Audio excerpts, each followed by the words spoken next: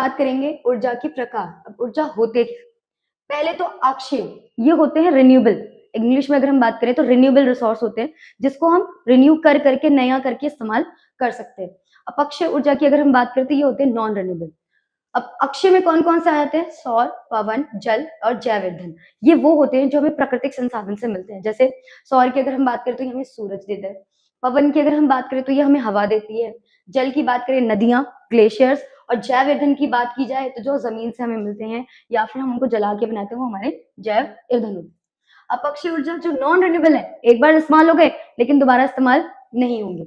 कोयला, पेट्रोलियम, प्राकृतिक गैस, ये एक बार अगर इस्तेमाल हो गए ना दोबारा आप इस्तेमाल नहीं कर सकते। फॉर एग्जाम्पल मैं बता देती हूँ, अक्षय ऊर्जा में क्या होगा, जैसे सूरज आज निकला है, सूरज कल भी निकलेगा, परसों भी निकलेगा, धीरे धीरे क्या होगी, हम उसके अंदर सौर की इस्तेमाल कर सकते हैं, सोलर एनर्जी की इस्तेमाल कर सकते हैं, उससे इलेक्ट्रिसिटी भी बना सकते हैं, बहुत सारी चीजें हो सकती है।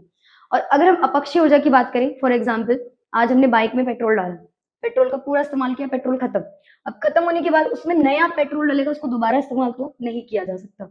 तो इसीलिए हम अपक्षय को ये कहते हैं कि वो दोबारा इस्तेमाल नहीं होगा, उसको जितना सेव कर सकते हैं, जितना बचा सकते हैं, वो ज्यादा जरूरी है।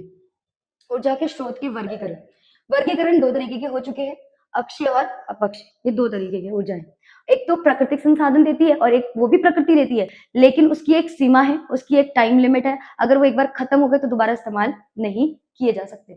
अक्षय ऊर्जा के पक्ष और सीमाएं। अब अक्षय ऊर्जा की क्या क्या पक्ष है? अब हमने बात तो कर ली कि हमें प्रकृति देती है, सूरज देता है, लेकिन उसकी भी तो कुछ सीमाएं हैं, उसके भी तो कुछ क्षेत्र है। हम ज्यादा उसको इस्तेमाल करेंगे तो आने वाले टाइम पे क्या होगा, असंतुलित होगा, और असंतुलित होने के बाद क्या हो जाएगा, वो हमें देना बंद कर देगा ऊर्जा। अब ऊर्जा अगर नहीं मिल रही है तो भाई सिंपल सीधी बात है कि हम उसको आगे इस्तेमाल नहीं करेंगे, और सबसे ज्यादा दिक्कत परेशानी किसको होगी? मानव समाज को सबसे ज्यादा परेशानी होगी।